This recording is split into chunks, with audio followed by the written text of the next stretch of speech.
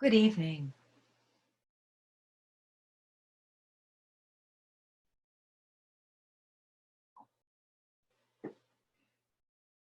I read a lovely piece in the Sunday Times review section of May 3rd. I finally got to it, called The Courage to Be Alone.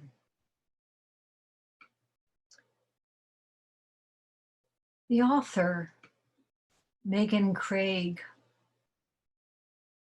writes about taking a walk with her youngest daughter, who is telling her that her baby doll might have the coronavirus.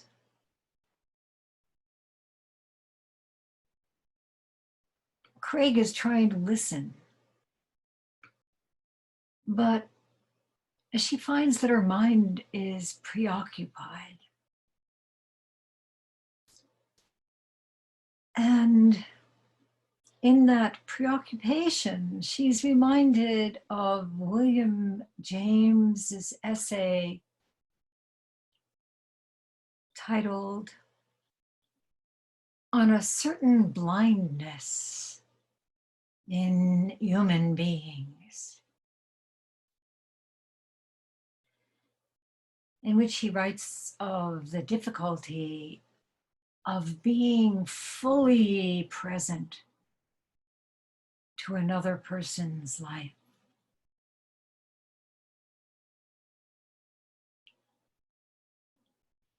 William James, she says, quote, was writing about how hard it is to see someone else's inner light, the thing that keeps them illuminated in dark times, especially when we are fixated on our own lives.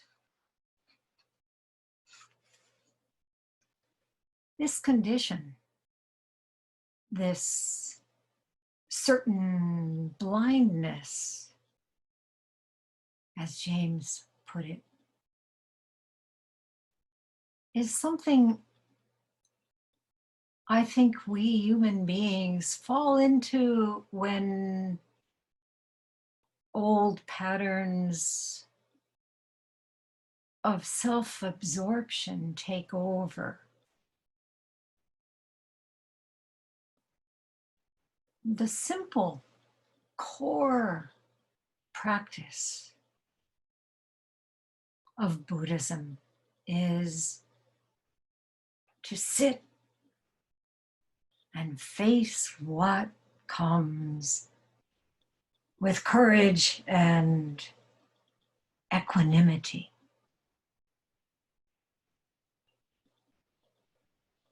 We return to the breath. We return to full presence. And we can see these patterns as they arise. And without beating ourselves up, we can let them go back into the emptiness from which they came. After all, the repetitive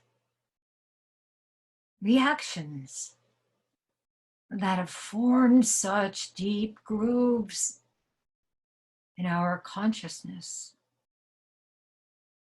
what are they based on? Outmoded strategies for self-protection.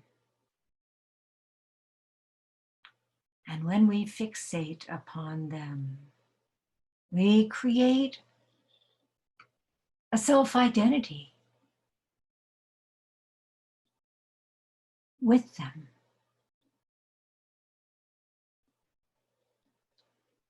But those protective reactions are not who we are.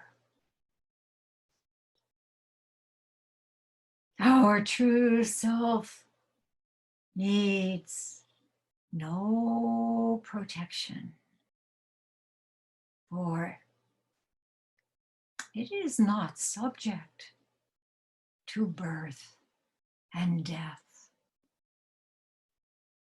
It is unlimited, beyond conception.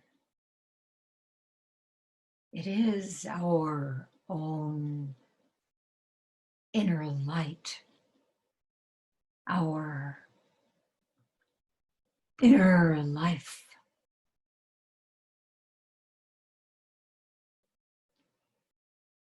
While walking with her daughter, Craig remembers an essay by the philosopher Emmanuel Levinas, in which he wrote of the inner life that kept him alive after being captured by the Nazis and sent to a prison camp in 1940. It was, Craig recalls, quote, something secret to hold on to that cannot perish or crack or fall. Something private and still at the core of a life. And while her daughter relates plans for another doll's birthday party, Craig realizes to simply reply as if this is what matters is the best that I can do. It is her world. These are her tiny lights. All of it fiercely real and important as the world seems to fall apart around us.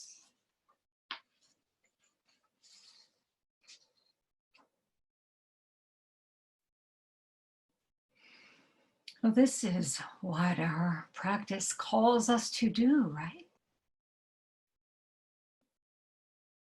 This is our vow as bodhisattvas in training, to be fully present to a so-called other whose concerns are fiercely real and important, whether or not our minds are in agreement. The inner life.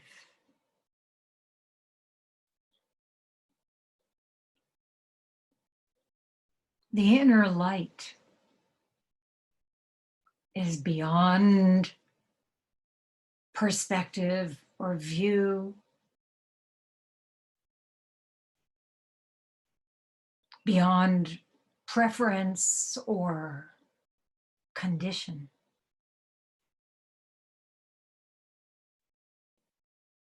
Most of you are familiar with case 86 of the Blue Cliff Record.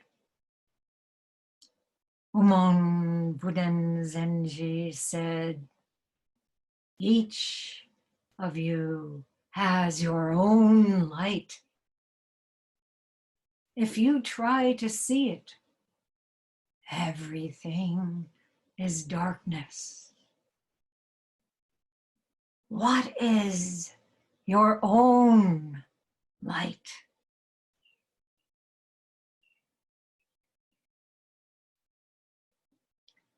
Each of you has your own light. It shines through faith in no knowing, in the absolute intimacy of self-other. Your own light is that which keeps you alive, no matter what the circumstances. Imprisonment, illness, grief, even death. It is that which cannot perish. And no one owns this light. It is the same light, the same source, manifesting uniquely within each being, just as one flame ignites candles of different origins, different shapes and sizes. Ummon Zenji said, if you try to see it, everything is darkness. We can't see our own light when we look for some objective, separate entity. Meister Eckhart put it this way: the eye cannot see itself. When we try to define, characterize, capture it, that very trying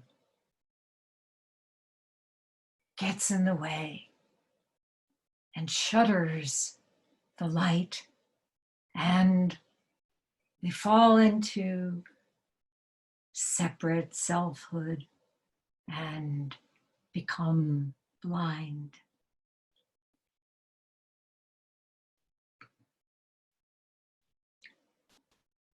Only when we awaken to our own light can we be fully present to another person's inner light, inner life.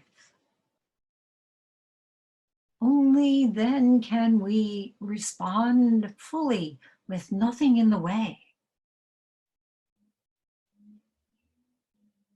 In his preface to the Blue Cliff Record, Engo Kokugon wrote a verse that goes, boundless wind and moon lie within the eyes. Inexhaustible heaven and earth, the light beyond light. The willow dark, the flower bright. 10,000 houses. Knock at any door. There is one who will respond.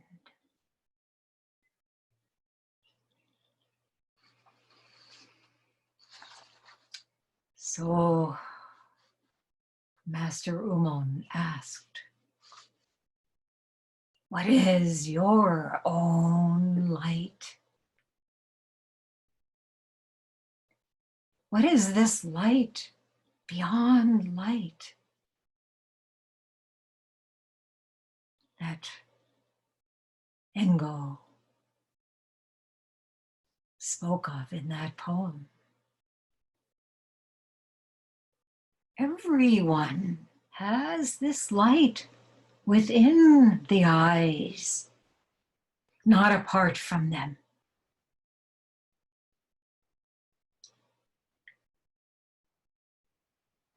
And Go said, boundless wind and moon,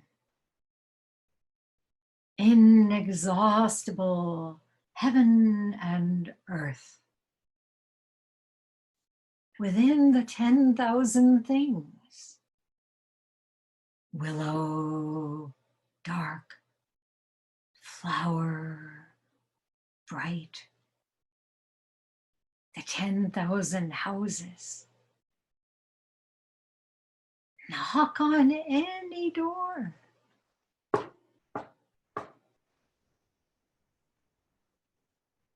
There is one who responds.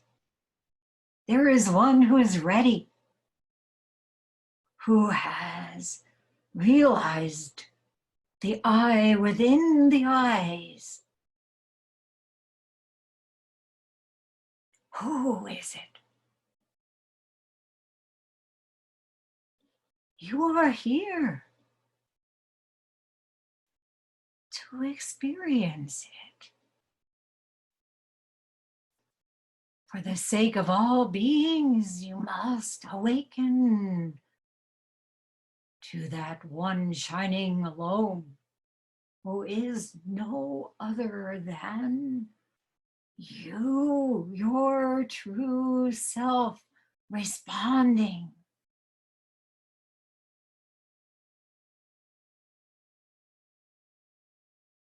The story goes that Ummon Zenji kept asking his students this question: what is your own light? And no one could respond. So finally, 20 years later, he answered for them. The halls and the gate. Just this. Just what is in front of you right here. What is around you? Or, as Nansen put it, ordinary mind is the way. Nothing special. No gilding the lily. No embroidery. No flowery metaphors. Just the halls and the gate. Halls. Gate. Wondrous.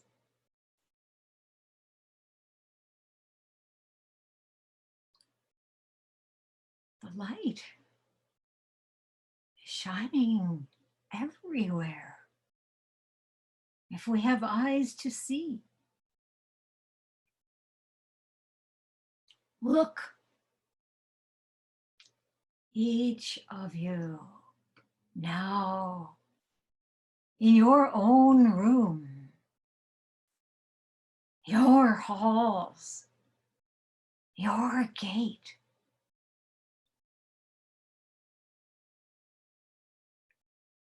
The gate is right here. As we look into each other's eyes,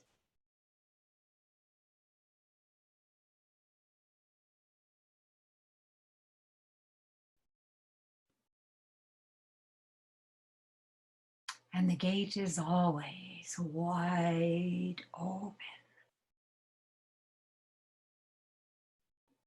It is the gate to the one and only, as Vimalakirti put it, or the boundless wind and moon lie within the eyes. as Engo said. And then Ummon told the assembly, blessing things is never better than nothing. Whatever lofty phrases we come up with, however fervent our homage, it's just like adding legs to a snake. Superfluous. Here is Secho's verse to this case 86.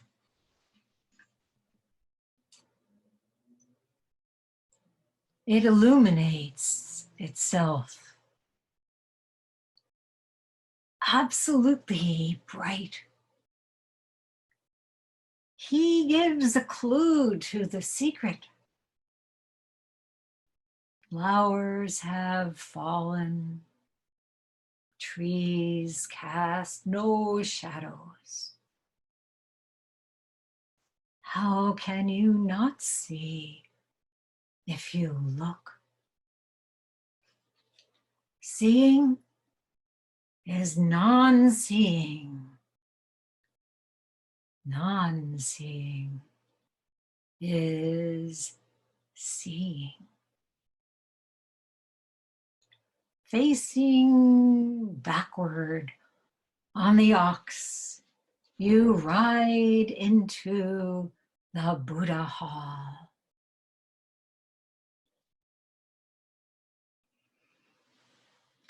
So to look at the verse, it illuminates itself absolutely bright. This light is self-fulfilling, shining throughout the entire cosmos.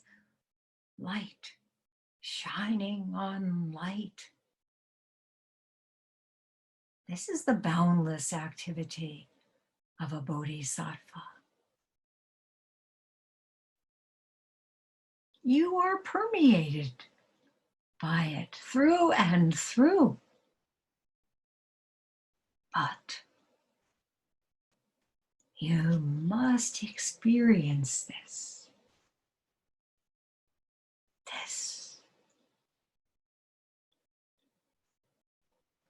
And then Secho says he gives a clue to the secret. Ummon said, the halls and the gate,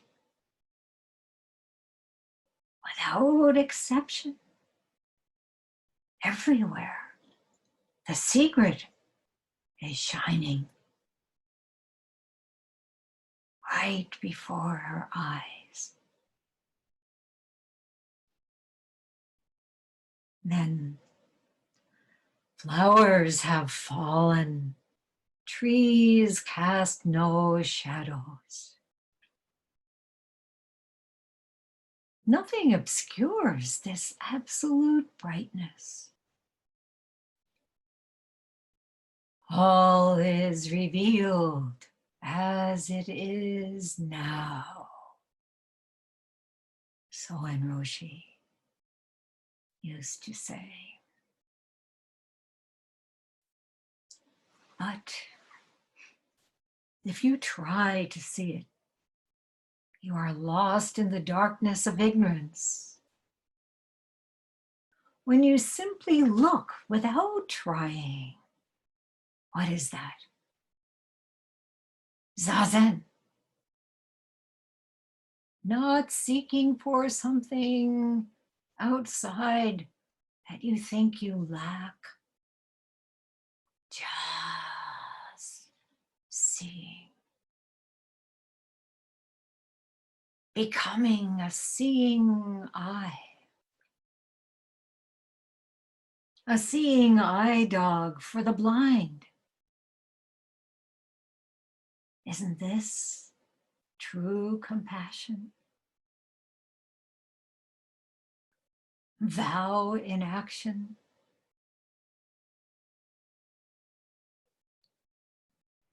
And then Secho says, seeing is non-seeing.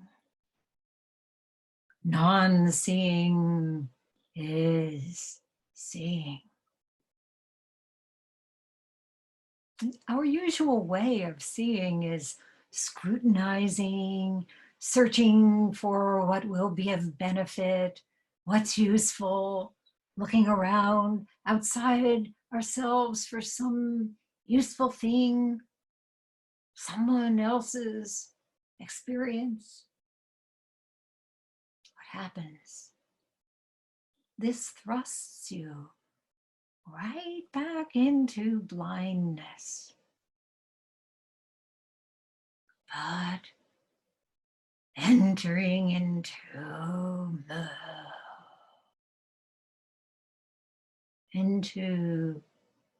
pure, non-discriminating gaze. Then non-seeing is seeing. And indeed, seeing is believing. Faith in mind, as the third ancestor, So-san, titled his poem. The last part of Secho's verse is facing backwards on the ox. You ride into the Buddha hall. Give up the usual dependence on what makes logical sense, on quantifiable space and time, abandoning the formulae, the maps, the strategies, the knowing. In Mu, there is no knowing front from back. You surrender to the ox. This Dharma, incomparably profound and minutely subtle. And then what? Then wherever you go, you're riding into the Buddha hall, supported by everything, completely at home. At home in your sitting, at home in your listening, trusting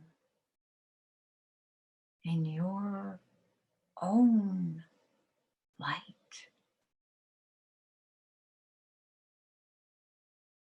With nothing to figure out. No hindrance in the mind, no hindrance, therefore no fear. You are guided by the lamp of your own light.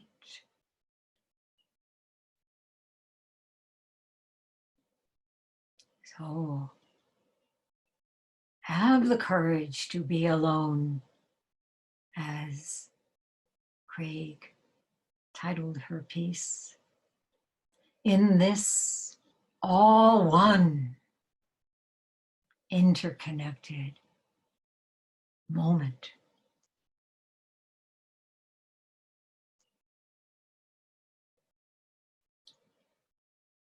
This little light of mine, join in. This little light of mine, I'm gonna let it shine. This little light of mine, I'm gonna let it shine. This little light of mine, I'm gonna let it shine. Let it shine. Let it shine. Let it shine.